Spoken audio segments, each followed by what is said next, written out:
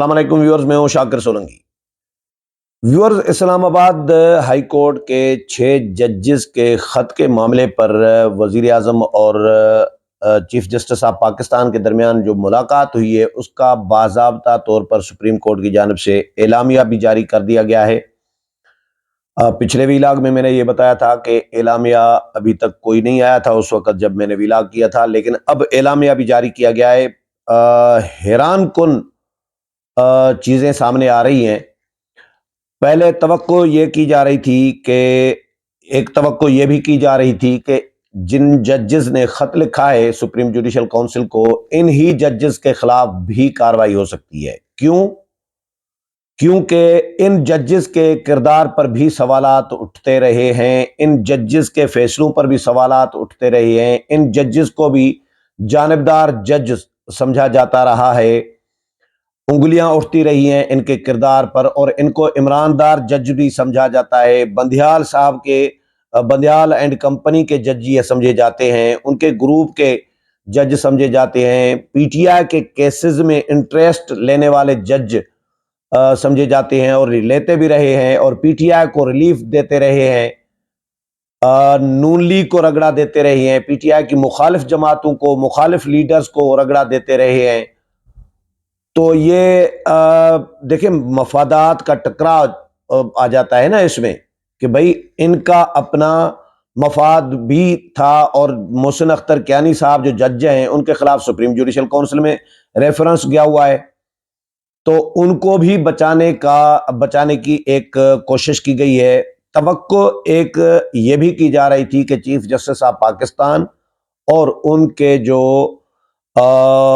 ہم خیال جو آئین اور قانون کی پاسداری رکھنے والے جج صاحبان ہیں سپریم کورٹ میں، وہ شاید چیف جسٹس جیسی سوچ رکھ رہے ہوں گے، اور اسی طرح ہی کیونکہ ان ججز پہ سوالات یہ بھی اٹھے ہیں کہ بھئی آپ شوکت عزیز صدیقی صاحب 5 سال آپ کے کولیگ تھے، آپ کے ساتھی تھے، تو آپ ان کے لیے کیوں نہیں کھڑے ہوئے؟ ان کو برطرف کیا گیا، انہوں نے بھی ایجنسیوں کا معاملہ اٹھایا تھا، انہوں نے تو سخت باتیں کی تھی، آپ نے تو اس طرح سخت باتیں کی نہیں ہے 6 ججز نے، لیکن اس کے باوجود ججز جنہوں نے خط لکھا ہے انہوں نے وہی شکوہ کیا ہے جو شوکت عزیز صدیقی نے کی تھی، لیکن شوکت عزیز صدیقی کے لیے یہ نہیں کھڑے ہوئے، انہوں نے خط نہیں لکھا تھا سپریم جوڈیشل کونسل کو، وہ 5 سال دھکے کھاتے رہے عدالتوں کے۔ سپریم کورٹ نے بعد میں تو چلو ان کو مراتیں ان کی بحال کر دیں اور ان کی برطرفی ختم کر کے ان کو ریٹائر قرار دے دیا، لیکن اگر یہ معزز جج صاحبان 6 جج صاحبان اگر آئین اور قانون کی پاسداری کرنے والے ہیں، یقین رکھنے والے ہیں، تو پھر شوکت عزیز صدیقی کے لیے بھی کھڑے ہوتے، لیکن ان کے لیے کھڑے نہیں ہوئے، یعنی اپنے لیے کھڑے ہو رہے ہیں۔ محسن اختر کیانی صاحب کو بچانے کی کوشش سمجھی جا رہی ہے اس خط کو، لیکن چیف جسٹس صاحب یہ توقع قاضی صاحب سے ابھی تک جو آج میں ویلاگ ابھی کر رہا ہوں، کیونکہ ابھی 29 تاریخ شروع ہو گئی ہے، 29 مارچ، اور وزیر اعظم سے جو 28 مارچ کی دوپہر کو ملاقات ہوئی چیف جسٹس کی، اس کے بعد پھر فل کورٹ میٹنگ ہوئی اور اس کے بعد اعلامیہ جاری ہوا ہے۔ تو جو توقع کی جا رہی تھی کہ شاید چیف جسٹس آف پاکستان یہ بھی سوالات اٹھائیں گے، کوئی فل کورٹ میٹنگ کے بعد کوئی اس خط پہ کاروائی شروع ہوگی، سپریم کورٹ اس کا جائزہ لے گی، تصویر کا ایک رخ تو نہیں دیکھا جاتا نا، بالکل اس کو کوئی ڈینائی نہیں کرے گا کہ عدالتوں کی ایجنسیوں کی مداخلت، اداروں کی دوسرے اداروں کے معاملات میں مداخلت ہوتی رہی ہے، ایجنسیوں کی سیاست میں مداخلت ہوتی رہی ہے، کسی کو کوئی شک نہیں ہے اس میں۔ میاں نواز شریف بھی الزامات لگاتے رہے ہیں جنرل فیض پہ کہ جی فیض شوکت عزیز صدیقی کے پاس چلے گئے تھے اور ان کو کہا تھا کہ یہ اس طرح فیصلے دیں، نہیں تو ہماری 2 سال کی محنت ضائع ہو جائے گی۔ تو یہ میاں نواز شریف بھی یہ پوچھتے رہے ہیں جنرل فیض سے، بھائی کون سی محنت آپ بتائیں تو صحیح، قوم کو کون سی محنت کی تھی جو آپ کی ضائع ہو جانی تھی؟ تو یہ میاں نواز شریف بھی، نون لیگ بھی، پیپلز پارٹی بھی، ساری جماعتیں یہ شکایات کرتی رہی ہیں، تو ایجنسیوں کی مداخلت تو ہوتی ہے ہر معاملے میں، لیکن یہ تو تصویر کا ایک رخ ہے۔ تو دوسرا رخ تصویر کا تو یہ ہے جو میں نے پہلے ابھی بتا دیا کہ بھئی یہ معزز ججز صاحبان جو شکایت کنندہ ہیں، ان کا اپنا کردار کیا رہا ہے، ان کے اپنے فیصلے کیا بتاتے رہے ہیں، اس کو بھی تو دیکھنا چاہیے تھا۔ لیکن ابھی تک جو سپریم کورٹ میں فل کورٹ میٹنگ، وزیر اعظم کے ساتھ میٹنگ، چیف جسٹس کی جو اعلامیہ آیا ہے، اس سے تاثر یہ مل رہا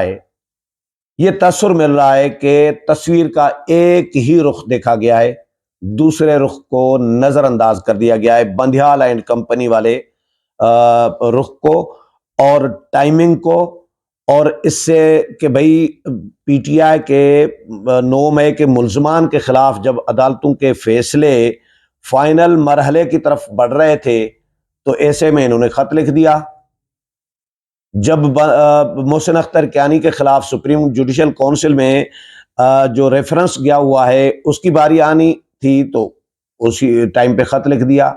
تو یہ ٹائمنگ بھی میٹر کر رہی ہے، ٹائمنگ کو بھی دیکھا جانا چاہیے تھا، لیکن یہ بھی دیکھنا چاہیے تھا کہ اس خط سے چیف جسٹس قاضی فائز عیسیٰ کو اور اسلام آباد کے چیف جسٹس کو دباؤ ملانے کی کوشش تو نہیں کی گئی، ایجنسیوں کو بلیک میل کرنے کی کوشش تو نہیں کی گئی، اور پی ٹی آئی کو ریلیف دینے کے لیے تو یہ خط نہیں لکھا گیا۔ اس کا آفٹر شاکس اس کے خط کے کیا ہوں گے؟ خط کے اس لکھنے کے بعد جو بھی فیصلہ جو بھی ہو، لیکن اس کے بعد یہ معزز ججز صاحبان کیسے فیصلے دیں گے؟ اگر پریشر، وہ کہتے ہیں کہ پریشر ہمارے اوپر رہا ہے، تو بھی تو پی ٹی آئی کو سہولت کاری کرتے رہے ہیں، پھر کس چیز کا پریشر رہا ہے؟ بندیال صاحب اینڈ کمپنی ججز جو ہیں وہ پی ٹی آئی کو ریلیف تو دیتے رہے ہیں، عمران خان کو بھی ریلیف دیتے رہے ہیں، پی ٹی آئی کو بھی ریلیف دیتے رہے ہیں، جائز ناجائز ریلیف دیتے رہے ہیں، تو پھر دباؤ کہاں سے آ گیا؟ اس کا مطلب ہے دباؤ تو قبول نہیں کیا ان معزز ججز نے، جو نظر آ رہا ہے۔ تو کیسا دباؤ تھا جو آپ نے پھر بھی پی ٹی آئی کو ریلیف ملتا رہا؟ بندیال صاحب یک طرفہ فیصلے کرتے تھے، دوسری پارٹی کو، حکومت کو، پی ڈی ایم کی حکومت کو نوٹس بھی جاری نہیں کرتے تھے، ایک ہی نشست میں، ایک ہی سماعت میں فیصلہ دے دیتے تھے، یک طرفہ فیصلہ۔ تو دباؤ ہوتا تو یہ ایسے فیصلے آتے۔ ہائی کورٹس میں بھی اسی طرح ہی ہوتا رہا، جن ججز صاحبان نے شکایات کی ہیں وہ تو رگڑا دیتے رہے ہیں نواز شریف کو، وہ تو ریلیف دیتے رہے ہیں پی ٹی آئی کو، تو پھر دباؤ کس چیز کا تھا؟ مجھے سمجھ میں نہیں آ رہی۔ اب میں آپ کو اعلامیہ پڑھ کے سناتا ہوں۔ اسلام آباد ہائی کورٹ کے 6 ججز کے خط کے معاملے پر سپریم کورٹ میں چیف جسٹس آف پاکستان قاضی فائز عیسیٰ کی زیر صدارت فل کورٹ اجلاس ہوا، جس کا اعلامیہ یہ ہے کہ اعلامیہ میں کہا گیا ہے کہ چیف جسٹس آف پاکستان کو 26 مارچ کو خط ملا، معاملے کی سنگینی پر اسی دن چیف جسٹس اور اسلام آباد کے 6 ججز کی میٹنگ بلائی گئی۔ چیف جسٹس نے اپنی رہائش گاہ پر تمام جج صاحبان کو مدعو کیا اور تمام جج صاحبان سے انفرادی طور پر گفتگو کی۔ ملاقات میں انکوائری کمیشن تشکیل دینے کی تجویز آئی۔ اچھی ساکھ رکھنے والے ریٹائرڈ جج کی سربراہی میں انکوائری کمیشن کو معاملے کی چھان بین کرنی چاہیے، یہ کہا گیا۔ اعلامیہ کے مطابق اسلام آباد ہائی کورٹ کے چیف جسٹس اور 6 ججز کی meeting chief justice of Pakistan کی رہائش گاہ پر ہوئی، یعنی چیف جسٹس اسلام آباد ہائی کورٹ اور 6 ججز شکایت کنندہ اور چیف جسٹس آف پاکستان قاضی فائز عیسیٰ، یہ سب کی ان کی میٹنگ ہوئی ہے قاضی فائز عیسیٰ کی رہائش گاہ پر۔ 27 مارچ کو چیف جسٹس نے اٹارنی جنرل اور وزیر قانون سے ملاقات کی۔ چیف جسٹس اور سینئر ترین جج نے، یہ اعلامیہ پڑھ کر سنا رہا ہوں، چیف جسٹس اور سینئر ترین جج نے بعد میں صدر سپریم کورٹ بار اور پاکستان بار کے سینئر ارکان سے ملاقات کی۔ اعلامیہ کے مطابق وزیر اعظم نے وزیر قانون، اٹارنی جنرل کے ہمراہ چیف جسٹس، سینئر ترین جج اور رجسٹرار سے ملاقات کی۔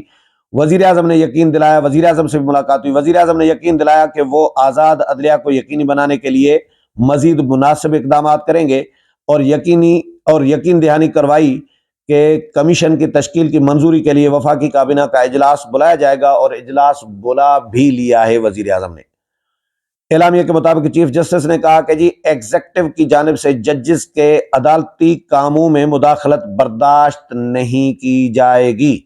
یہ چیف جسٹس آف پاکستان نے کہا ہے، بالکل نہیں کرنی چاہیے، لیکن تصویر کا دوسرا رخ بھی، میرا سوال یہ ہے کہ تصویر کا ایک رخ نہیں دیکھنا چاہیے، دوسرا رخ بھی دیکھنا چاہیے، دوسرا نہیں دیکھا گیا جو نظر آ رہا ہے۔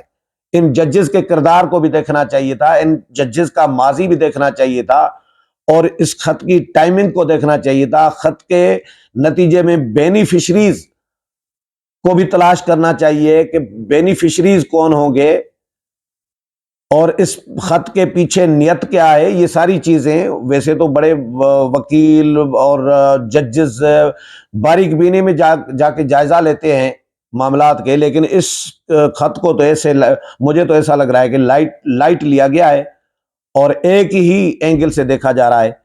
چیف جسٹس صاحب کہتے ہیں، قاضی فائز عیسیٰ صاحب، ان کے مجھے کوئی شک نہیں ہے ان کے کردار پہ، لیکن اس خط میں مجھے سمجھ میں بات نہیں آ رہی ابھی تک۔ ہو سکتا ہے آگے چل کر صورتحال کوئی اور ہی بنے، ایسا ہوتا ہے۔ اور وہ جملہ کیا کہتے ہیں، سجی دکھا کے کھبی مار دیتے ہیں، اس طرف جا کے گھوم کے پھر دوسری طرف جائیں، وہ الگ بات ہے۔ لیکن فی الحال جو نظر آ رہا ہے، چیف جسٹس نے کہا کہ جی عدالتی کاموں میں ایگزیکٹو کی جانب سے مداخلت برداشت نہیں کی جائے گی۔ عدلیہ میں ایگزیکٹو کی مداخلت کو بطور ادارہ بالکل برداشت نہیں کیا جائے گا۔ کسی بھی حالت میں عدلیہ کی آزادی پر سمجھوتہ نہیں کیا جا سکتا۔ چیف جسٹس اور سینئر ترین جج نے اپنے بیان میں کہا کہ جی عدلیہ کی آزادی بنیادی ستون ہے جو قانون کی حکمرانی برقرار رکھتا ہے۔ اعلامیہ میں یہ بھی کہا گیا کہ جی فل کورٹ میٹنگ نے 6 ججز کے خط میں اٹھائے گئے ایشوز پر غور کیا۔ یاد رہے کہ فل کورٹ اجلاس چیف جسٹس اور وزیر اعظم شہباز شریف کے ملاقات کے بعد ہوا۔ اسلام آباد ہائی کورٹ کے 6 ججز، خواجہ آصف نے بھی بیان جاری کیا ہے، اور خواجہ یہ جیو کے ساتھ پروگرام میں کیپٹل ٹاک میں بات کی ہے، اور خواجہ آصف نے یہ کہا ہے کہ جی وزیر اعظم نے یقین دہانی کروائی ہے کہ عدلیہ کو جو مدد درکار ہوگی وہ فراہم کی جائے گی۔ اور خواجہ آصف کہتے ہیں، وزیر دفاع، کہ میری خواہش ہے کہ عدلیہ کی جو بھی شکایات ہیں دور ہو جائیں۔ اگر شکایت آتی ہے تو پروسیس کو فالو کیا جاتا ہے۔ فیض آباد دھرنے میں ایک افسر کی پیسے دیتے ویڈیو بنی اور ریکارڈ پر ہے، جب پیسوں کی بات پوچھی گئی تو کہا گیا واپسی کا کرایہ دیا گیا۔ خواجہ آصف نے کہا کہ سیاستدانوں کا کردار بھی دیکھ لیں، اس حمام میں سب ننگے ہیں۔ جنرل باجوہ کو توسیع دینے میں تینوں پارٹیاں ذمہ دار ہیں۔ سیاستدانوں کو آئین کی پاسداری پر بیٹھ کر بات کرنی چاہیے۔ ججز کے خط کے معاملے پر ادارے آپس میں گفتگو کر رہے ہیں۔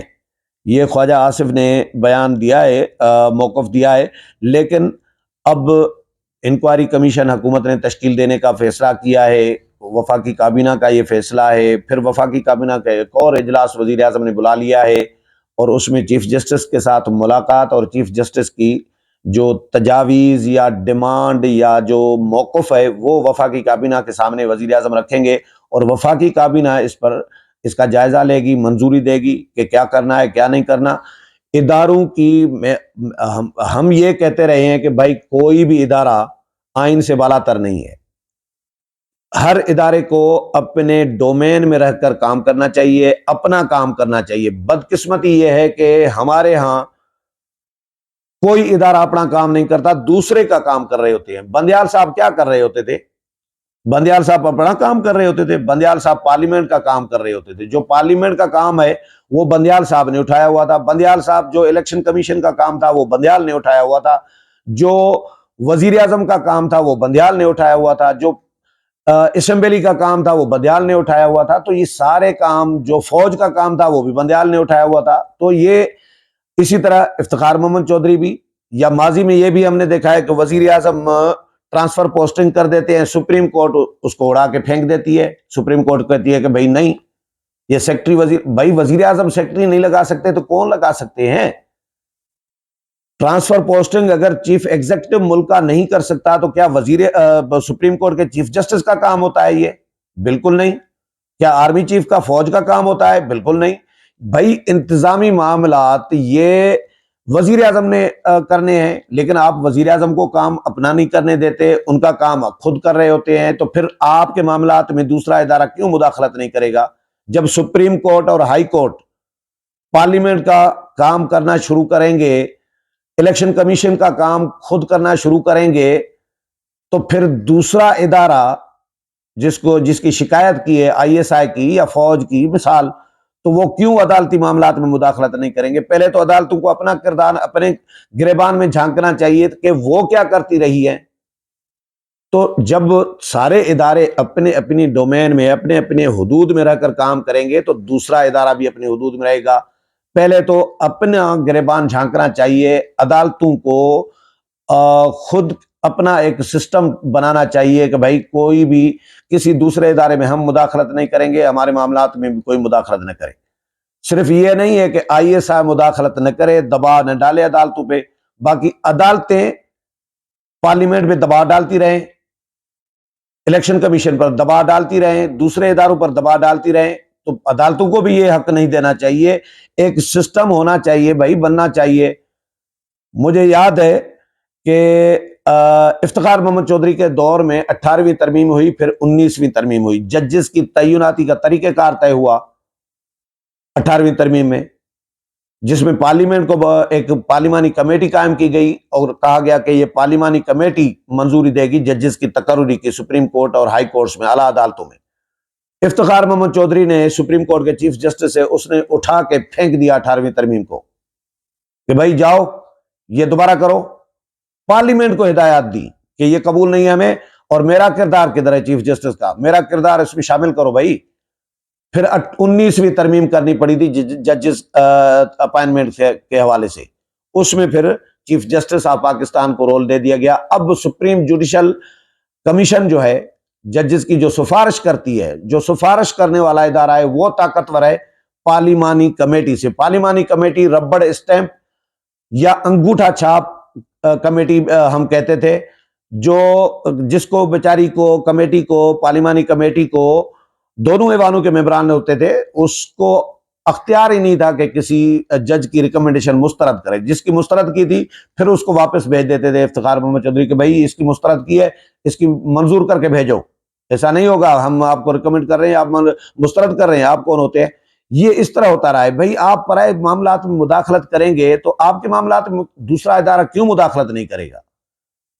تو تجویز یہ ہے میری کہ سپریم کورٹ، ہائی کورٹ یہ خود بھی دوسرے اداروں کے معاملات میں مداخلت کرنا بند کر دیں، تو پھر باقی ادارے بھی ان کے معاملات میں مداخلت نہیں کریں گے۔ اگر میں پرائے گھر میں کسی دوسرے کے گھر میں پتھر نہیں پھینکوں گا تو میرے گھر میں پتھر کیوں پھینکے گا کوئی؟